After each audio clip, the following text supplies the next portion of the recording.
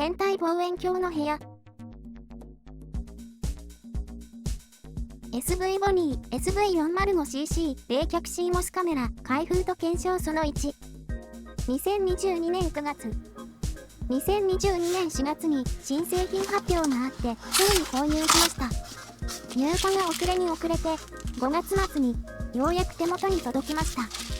そこからなかなか開封撮影のタイミングが合わず3ヶ月ほど眠らせてしまいました。購入時には説明がなかったのですが 12V5A の電源アダプターが付属していました。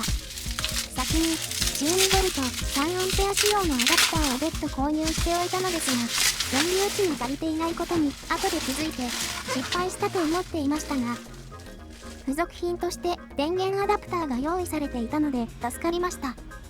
こちらが本体の箱。そしてこちらが電源アダプタになります。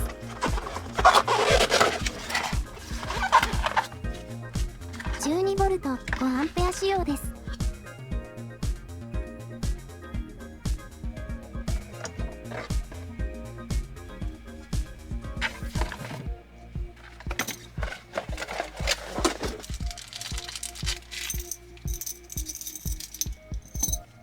リング類の付属品を取り出します。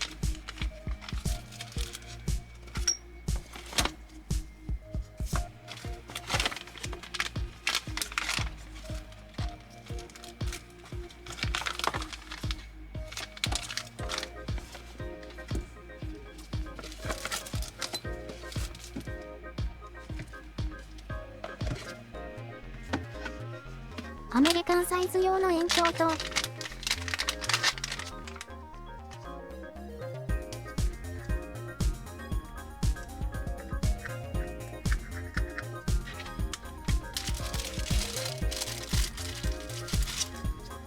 バックフォーカス調整用の芯。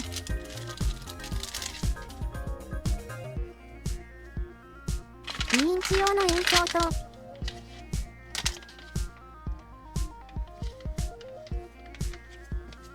使い道のわからないプレート。こちらは 48mm フィルタースレッド付きの2インチ用の延長とカメラ本体はクッションケースの中に入っています。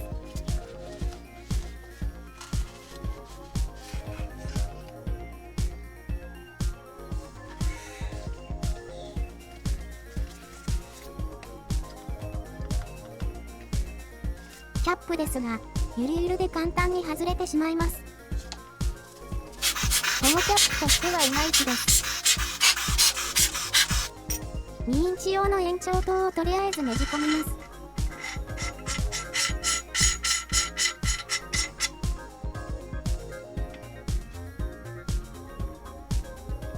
キャップが緩すぎるのでマスキングテープで調整します。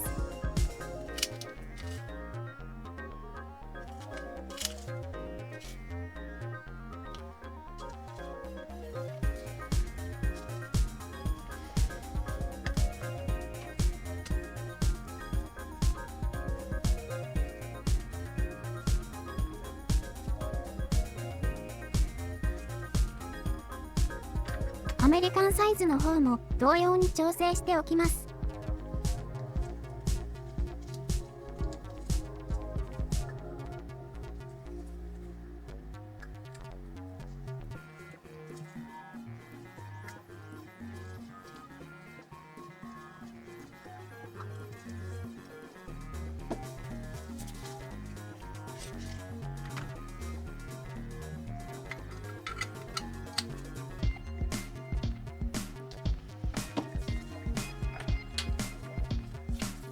早速 USB ケーブルで PC につないでみます。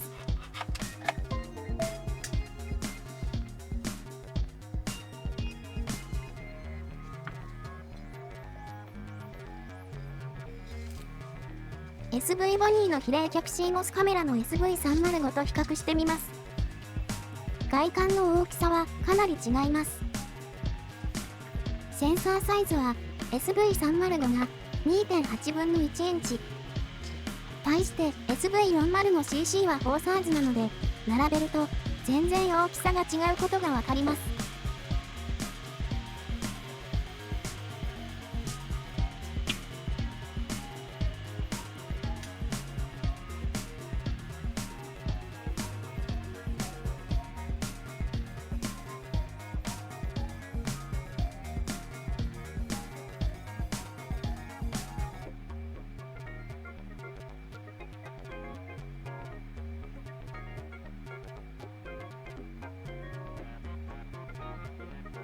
冷却ファンの電源をつなぎます。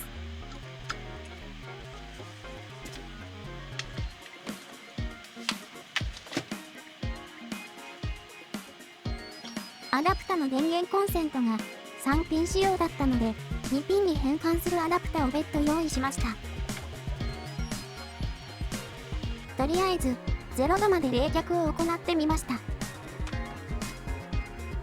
センサー部の結露が発生しないのか心配でしたが、テスト環境で試している限りでは問題なさそうです。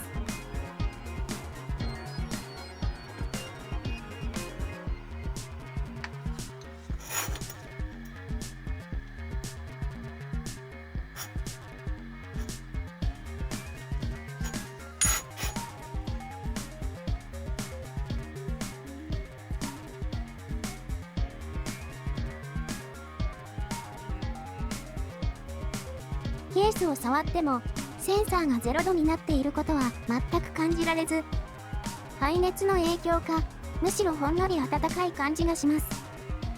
ヒーター内蔵とはどこにも記載がありませんでしたが、もしかしたら結露防止用のヒーターがついているかもしれません。冷却ファンの音も今のところ気になりません。ファンの耐久性は未知ですけど、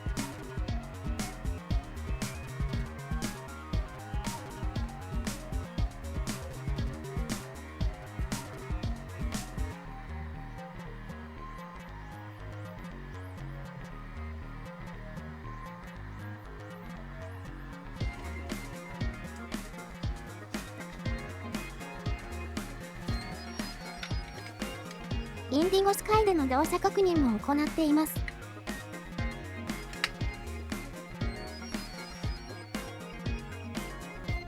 詳細は後ほど。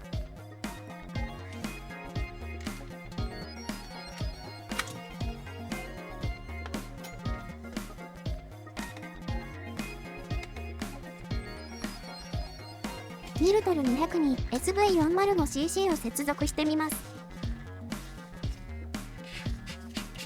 アイピースを外して T マウント用の延長灯を接続します。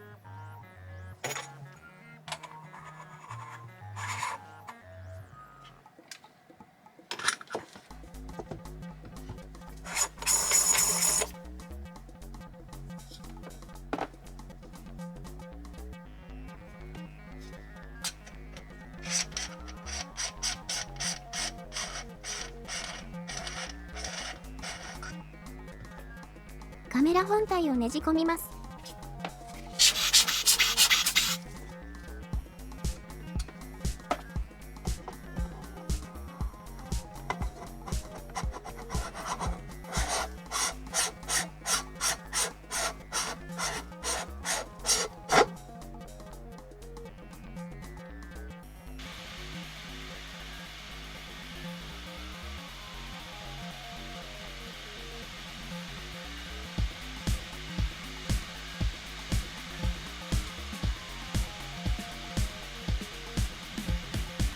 回転機構がないので、レンズ側を回してセンサー向きを合わせます。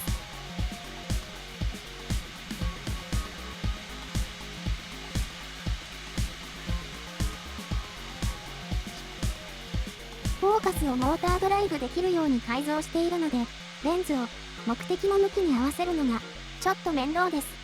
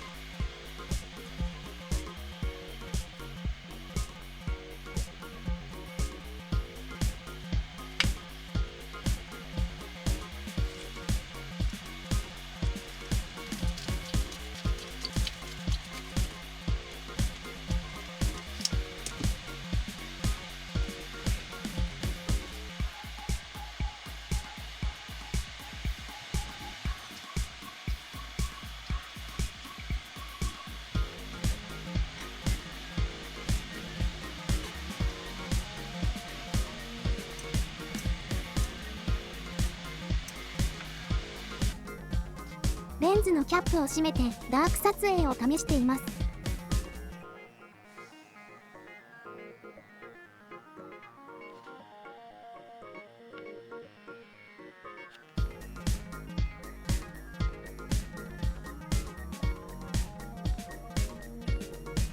が、光が漏れているのか、右上がはっきりと、左下がぼんやりと明るくなっています。ということで、黒いカバンに入れて、外部の光が映り込まないよう遮光して様子を見ています。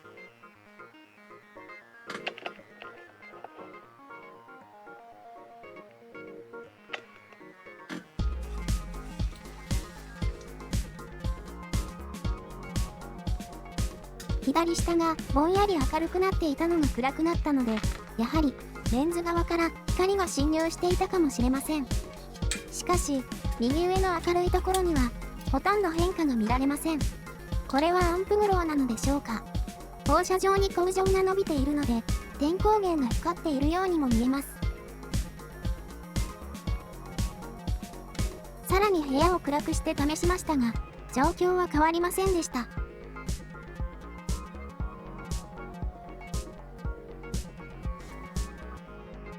ここからは画面キャプチャになります。シャープキャッププロは最新版へ更新済みです。SV ボニー用の SDK は現時点で最新版の 1.9.4 が入っていました。本家サイトから入手した SDK のファイルと比較すると更新日が微妙に異なっていましたが、バージョンは同じ 1.9.4 となっていました。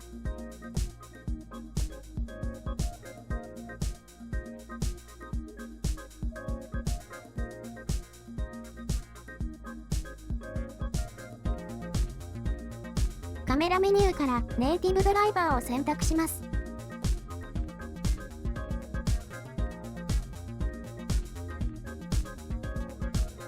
出力を16ビットのローに切り替えます。ライブビューで光に反応していることを確認しました。まずは冷却なしの状態のままでノイズの具合を見ておきます。ライブビュー表示でオートストレッチをかけてノイズを強調表示した状態にします。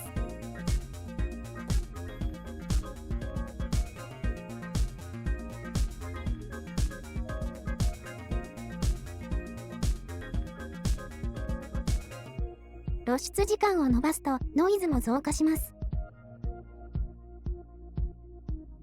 次に冷却を行います。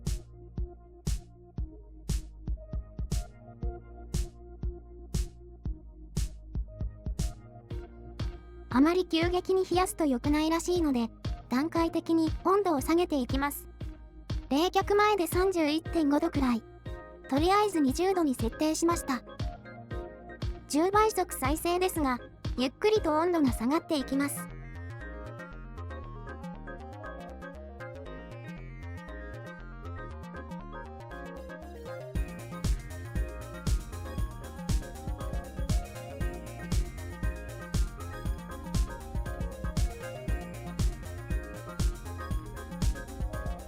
次は10度に設定しました。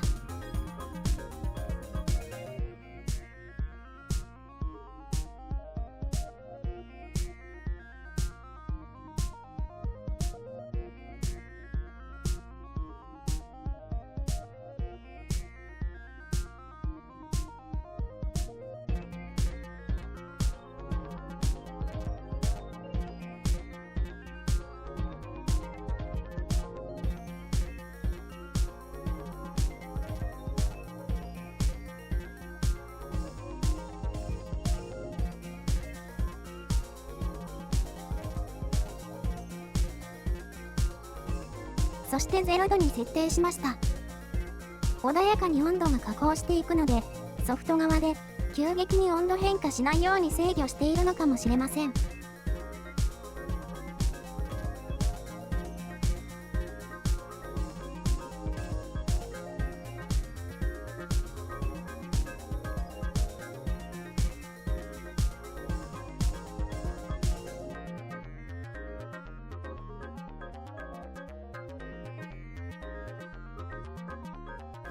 ここでダーク撮影を行ってみます。ゲイン120、30秒露光で4枚撮影です。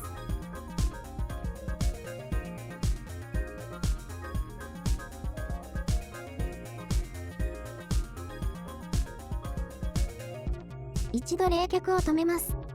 いきなりオフにするのではなく、設定温度を段階的に上げるようにしてみます。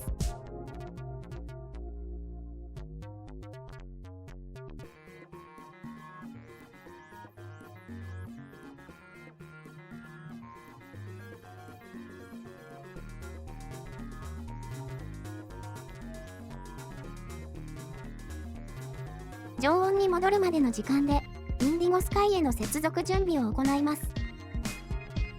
しばらく起動していなかったので、新しいバージョンが出ているかもしれません。現状 2.0.174 でした。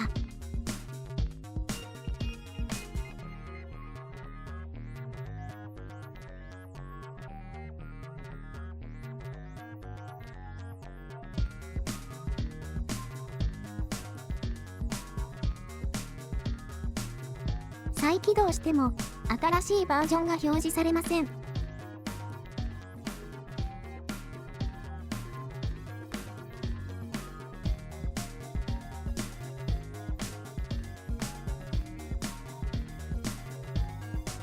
しばらくすると 2.0.188 が存在するというメッセージが表示されました。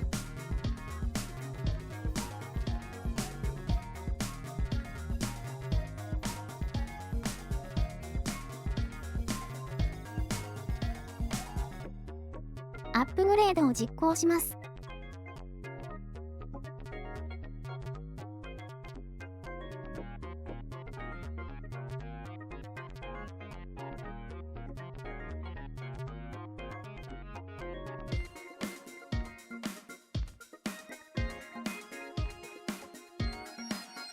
自動的にサーバーの再起動がかかりました。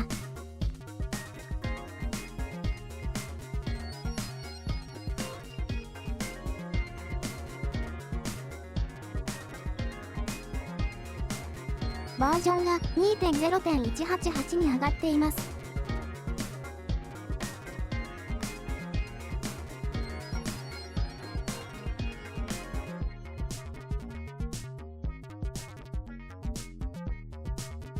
シャープキャップから SV405cc を切断して USB ケーブルを外します。外した USB ケーブルをラズベリーパイにつなぎ替えます。インディゴスカイのイメージャー画面からカメラリストを開くと SV405cc が認識されています。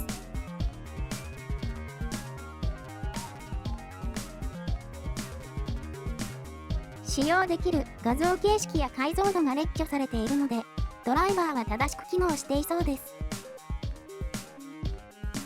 しかし、冷却設定を変更してみたところ、現在の温度は表示されるものの、冷却がオンになってくれません。どうやら、冷却の制御が正しく行えない模様です。ドライバーがまだ SV405cc に正式対応していないのかもしれません。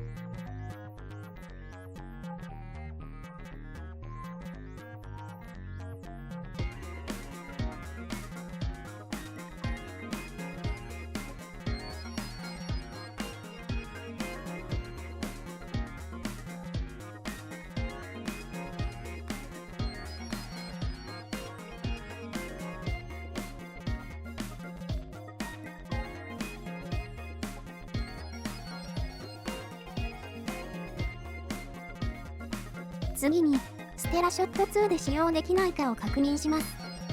ギアボックス設定画面のカメラリストの中には、SV ボニーの項目は表示されません。接続チェックを行うと、SV405cc もきちんと列挙されています。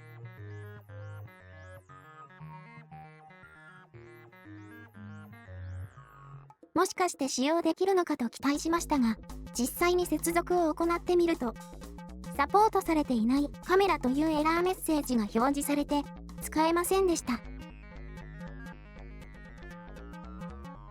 残念ながら、ステラショット2とインディゴスカイの組み合わせでは SV ボニーのカメラは使用できません。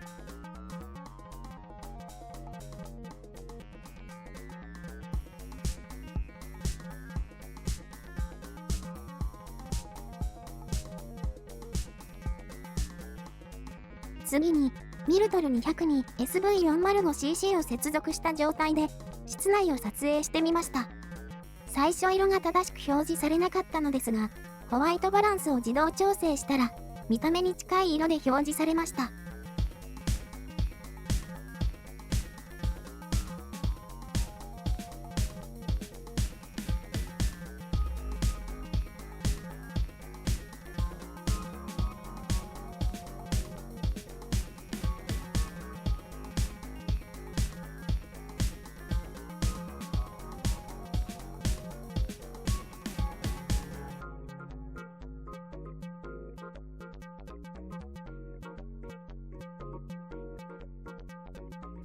フィッツファイルに保存したものを開きます。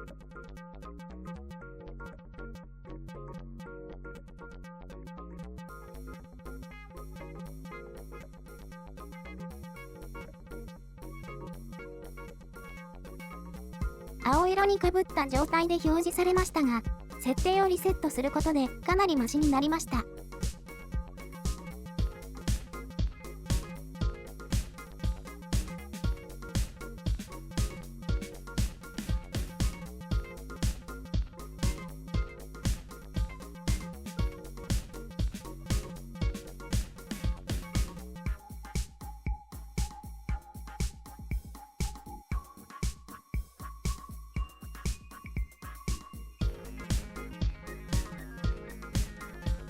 ダーク撮影については、右上のアンプグローが気になります。常に、ここの部分が明るくなってしまうのだとしたら、正直がっかりです。もしかして、外れを引いたのかとも思いました。ここから、もう少し詳細に設定を比較検証していきます。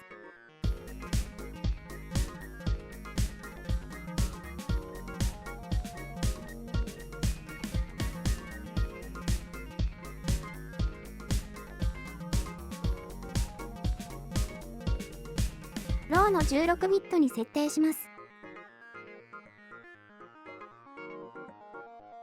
まずは、冷却なしで、ゲイン120、30秒録音4枚。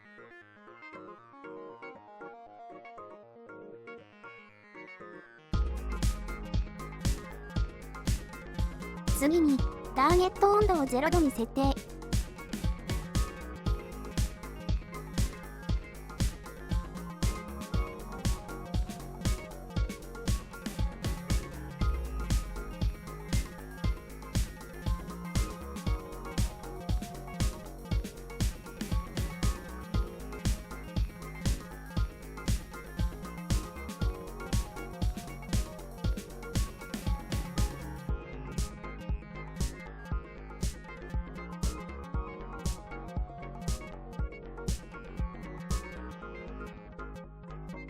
先ほど撮影した4枚は、ノイズがほとんどわからない状態になっています。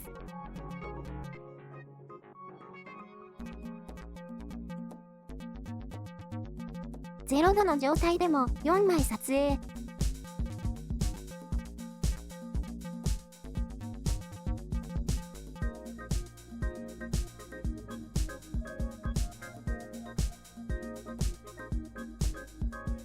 こちらも、ほとんどノイズが見えません。というか、あまりにも少なすぎて、ちょっと違和感があります。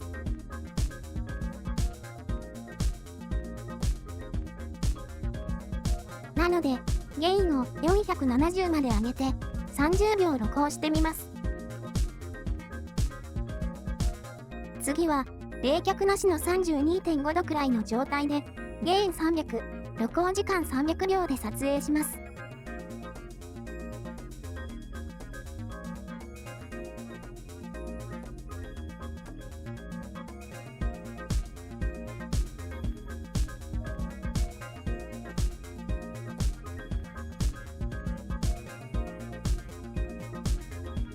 さすがにいくつか目立つ起点ノイズが出てきました。強調表示すると、ノイズが全体にはっきりと浮かび上がってきます。そして、左下の黄色い色かぶりと、右上の放射状の根性があります。録音時間を5分の1の60秒に変えてみます。ノイズがほとんど見えなくなり、強調表示しても、ノイズ痕がほぼありません。録音時間を3倍の180秒に伸ばしてみます。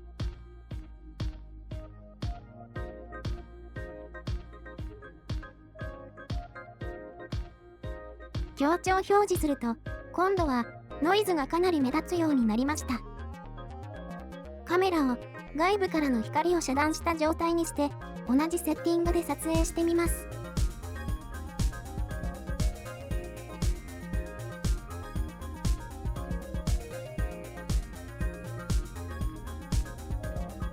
すると、左下の色かぶりは解消しました。やはり、外部からの光が少し侵入していたのでしょうか。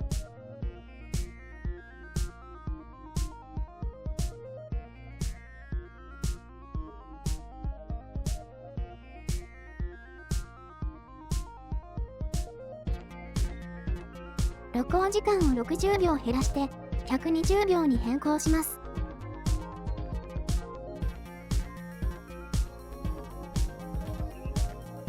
すると、強調表示状態をそのままで見ても、ノイズが大幅に減っているようです。もう一度180秒に戻します。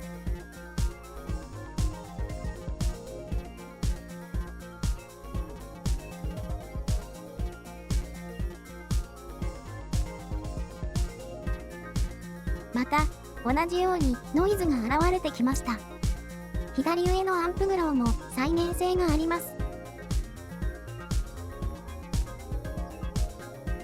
リニアな表示に設定すれば、ほとんどノイズがわかりませんが、天体画像処理で思い切り輝度差を強調するような場合には、やはり問題になってくるでしょう。120秒と180秒の間には、かなりのノイズ差があるように見えます。今度は、ゲインを0にして、録音時間180秒での状態を見てみます。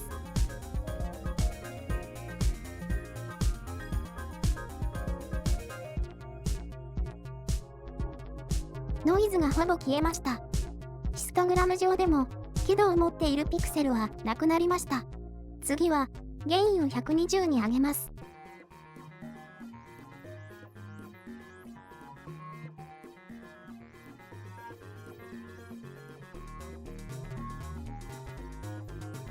わずかにノイズ成分が出てきました。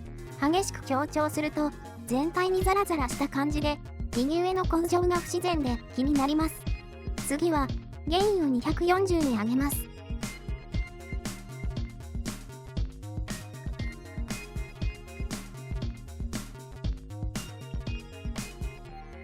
ノイズ成分がどんどん大きくなってきました。輝度の高い部分が2箇所現れています。次は、ゲインを360に上げます。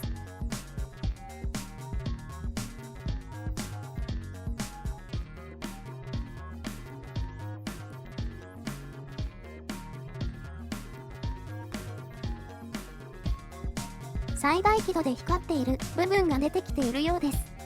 次は、ゲインを480に上げます。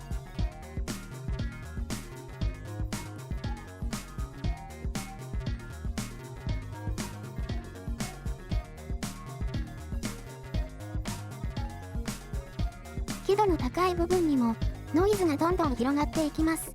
強調なしのリニアな設定にしていますが、右上のアンプグローが目立つようになってきています。ゲインを最大の570に設定します。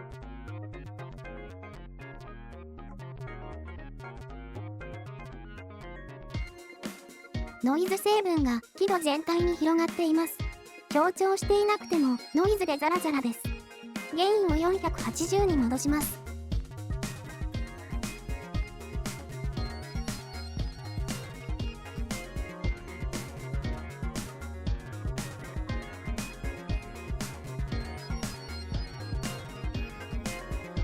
ノイズ感がだいぶ薄れます。ゲインを550に設定します。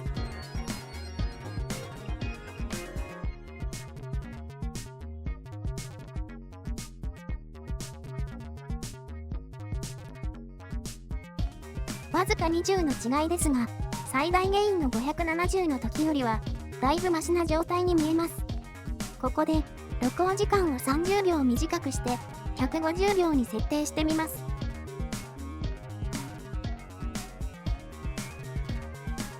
目立つノイズがかなり減った感じがします。さらに30秒短くして120秒に設定してみます。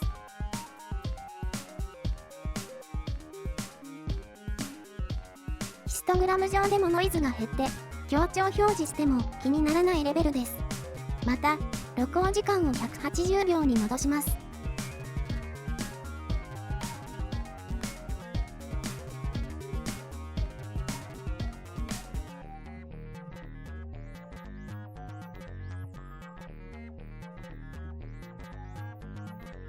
今までは非冷却で確認していましたが、ここから冷却を行ってみます。32度くらいの状態からターゲットを20度に設定します。これでどれくらいノイズに変化が現れるのか。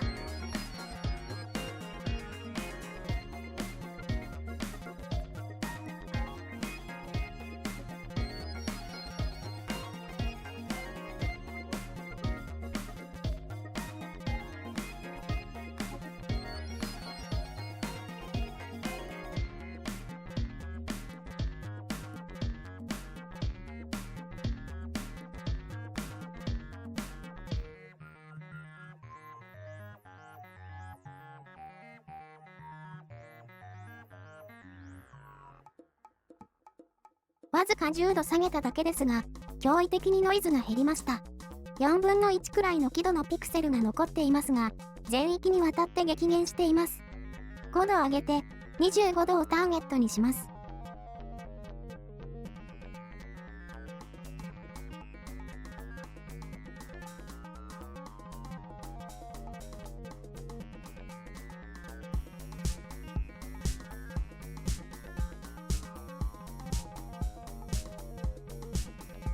ノイズ成分がわずかに上がってきました。冷却をオフにして常温に近い30度で確認します。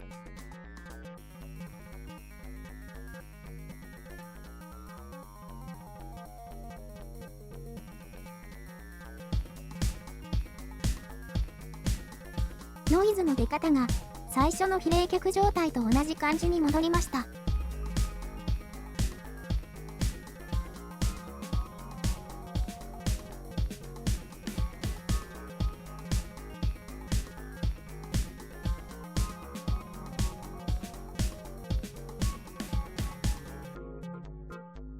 2枚目も若干温度が上がった関係でノイズ量が微増しています。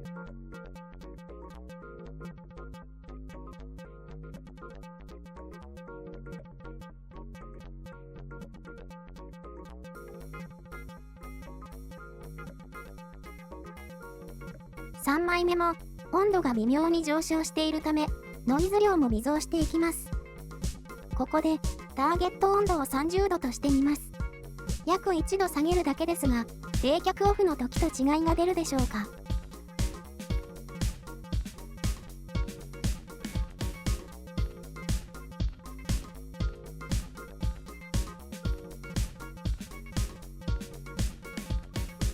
なんとなくですが、同じ30度でも冷却をオンにしている時の方がノイズの出方が少ない気がします。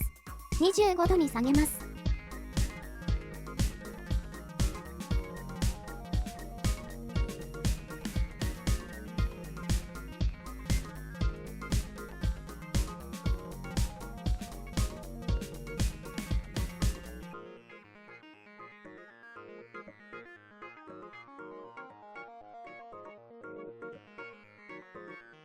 面白いようにノイズが減っていきます。不思議です。20度に下げます。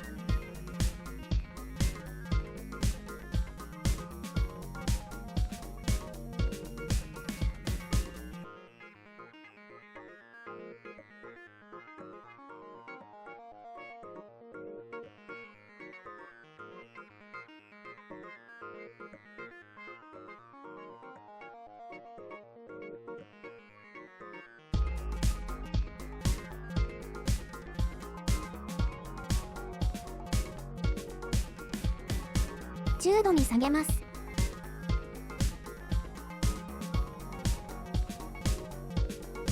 ここで待ち時間にステライメージで取得した画像を開いてみます。フィッツファイルを開くとベイヤー配列のモノクロ状態になります。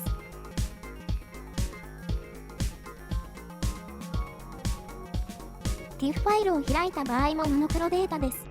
シャープキャップの使用で、これは正常らしいです。カラー化するには、アプリの本でデベイヤーを行う必要があるので、ステライメージのような専用のアプリが必須となります。本来フィッツと TIFF で同じような見た目に仕上がるはずなのですが、若干、フィッツの方が起点がボテッと太って見えます。100% 等倍で表示しても、かなりの大きさで光っています。一点が光っているだけのはずが、中央が白で、フリンジのように周りに色がつく感じです。比べると、TIFF の方が肥大化が抑えられている感じがするので、TIFF の方がいいのかもしれません。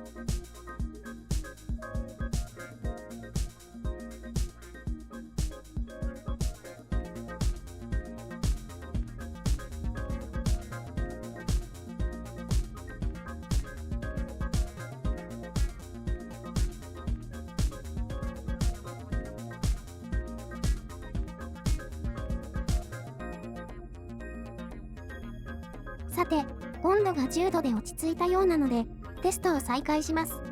もう予想はついていますが、ノイズがどんどん減少していきます。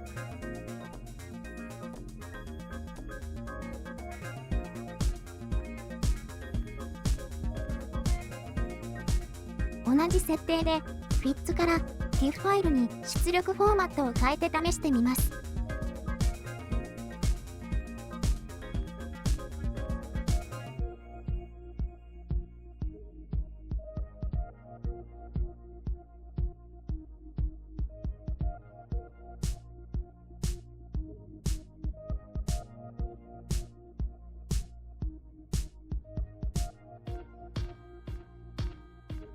0度に設定します。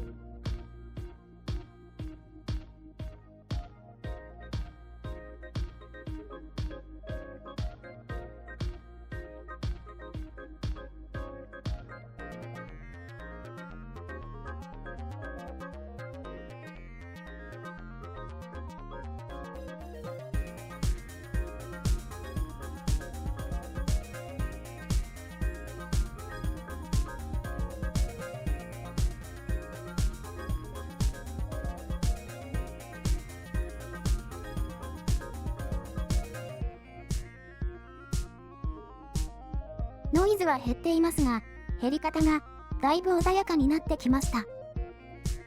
マイナス5度に設定します。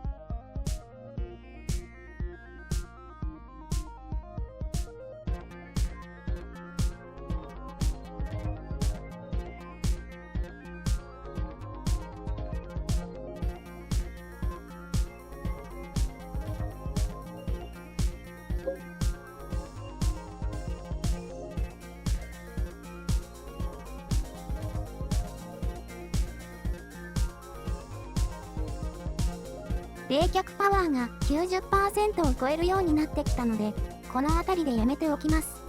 当然ながら、ノイズレベルは一番低くなりました。これが、冷却 CMOS カメラの威力なんですね。感動しました。ゲインを限界近くまで上げて検証しているので、もっと低いゲインで運用すれば、ノイズはほぼ気にならなくなる感じです。0度に設定すると、冷却パワーは 75% ほどになります。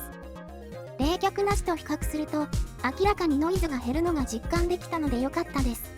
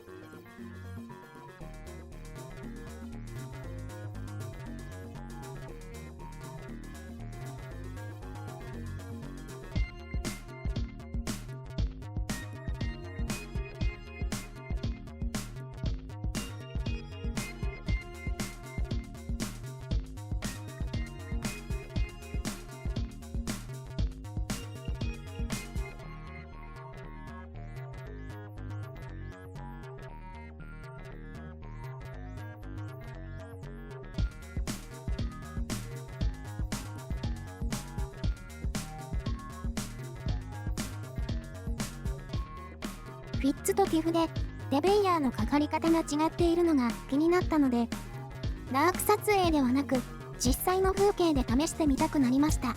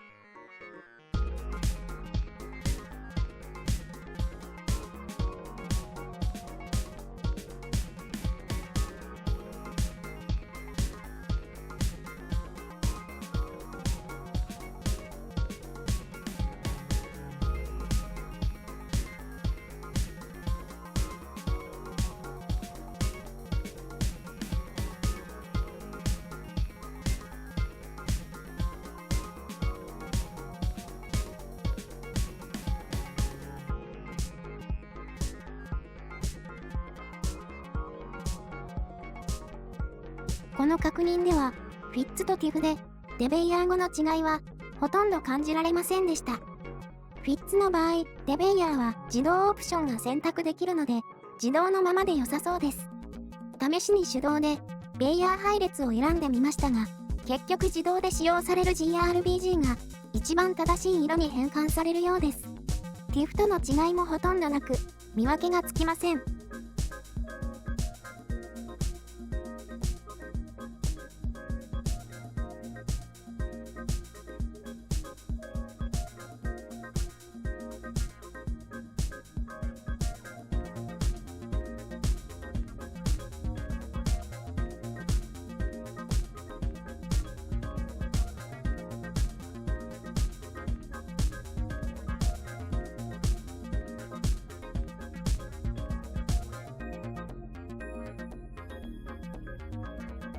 最後に、比例逆 CMOS カメラの SV305 でも似たようなダーク撮影を行い、比較してみます。ゲイン120で180秒露光。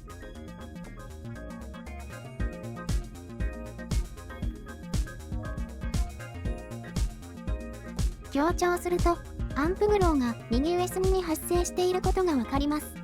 SV405cc と同様に、放射状の根性が出ているように見えます。ゲインを0で120秒露光に変更します。当然ながらノイズも減り、強調表示しても、アンプグローが気にならなくなりました。ゲイン60の場合、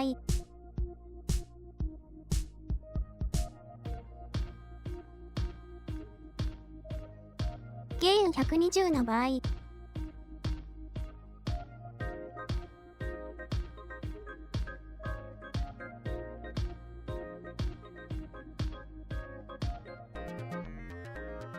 ゲイン240の場合、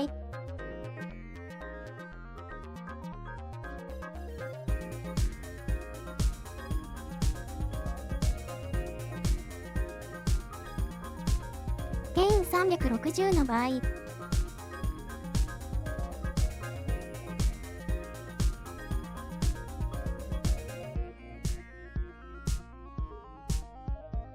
ゲイン480の場合、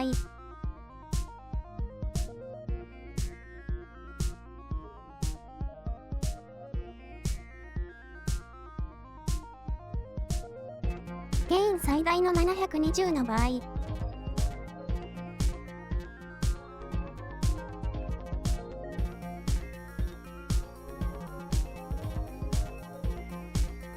ゲイン700で60秒露光の場合、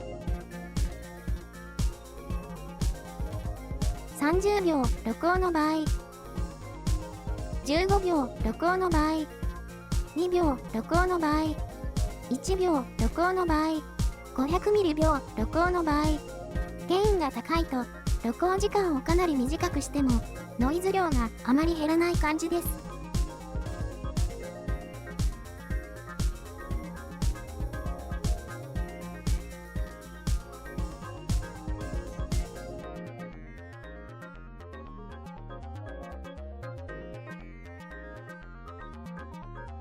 こうして比べてみると、冷却 CMOS カメラの SV405cc の方が、ノイズが極めて少ないことが実感できました。